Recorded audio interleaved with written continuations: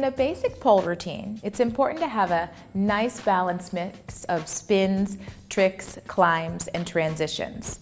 If you're creating your own routine, one thing you can do is freestyle to music that you like, relying on the skills that you already know, perhaps even some of the skills you've seen in these videos, and see what your body naturally does when you come out of these movements. So for example, starting with something nice and easy like a basic illusion, I would get 3 steps into it. Let's see what my body naturally does coming out of my illusion.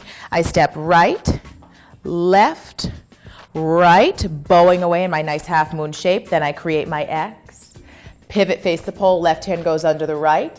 My left leg loops around. I don't even have to leave the floor for this to be impressive. I keep my right foot on the floor, pivoting on that right foot. I step down on my left foot. My right leg naturally wants to come up. And then I know from here, I can add some artistry. And then perhaps going to Wendy Traskos' full turn, knuckle roll, stepping out of it, and go into what feels natural to you. For someone else, if they go into an illusion, their body, their inclination may be to do something else. So freestyle, see what works for you. Step right, left, right, pull away X. Pivot, baseball grip, nice and high, shoulders down, pivot on the ball, that right foot. Left foot loops around, I step down. I might want to step behind myself, pop my left foot, step out left, and stroke my right leg.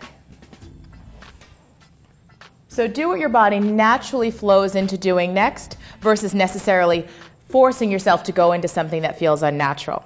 Something else important when you're doing a basic pole routine is to not just race up to the top of the pole and race to come down. Think about a pretty static pose you can do at the top of the pole before you come down, such as a bow, an arch, body waves, versus looking like you ran up there to hit a buzzer like you're going to win a prize and coming straight down. Give me something at the top of the pole that makes it look like you went up there for a reason. Same thing with floor work. Some of our spins take us to the floor. You don't want to just want to get down to the floor and race to come back up again. Even some of the things you do standing, you can do on the floor if you end up on the floor. So let's say I take something down to my knees.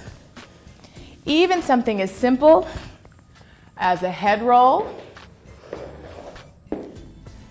doing a little peekaboo open close with my legs before I come up to standing, makes it look like there was an intent and purpose in going down to the floor, and it ends up in a nice cohesive flowy routine that ends up like more of a story versus some segmented moves just kind of clumped together.